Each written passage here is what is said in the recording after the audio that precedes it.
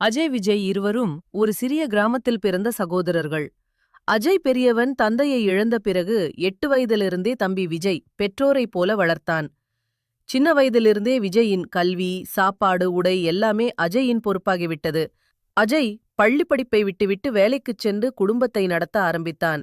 விஜய் நல்ல மாணவன். அண்ணனின் தியாகத்தை புரிந்து கொண்டு இரவெல்லாம் படித்து முதல் மாணவனாக இருந்தான். பல வருடங்களுக்குப் பிறகு விஜய் சென்னை மருத்துவக் கல்லூரியில் சேர்ந்தான். அஜய் தன் குறைந்த வருமானத்திலிருந்து கூட தம்பியின் கல்விக்கு 1 ரூபாயும் குறைக்காமல் அனுப்பினான். தான் பட்டினியிலே இருந்தாலும் தம்பியின் கனவுக்காக வாழ்ந்தான். பல ஆண்டுகள் கழித்த விஜய் ஒரு சிறந்த மருத்துவராகி பத்திரிகையில் புகழ்பெற்ற நபராக மாறிவிட்டான்.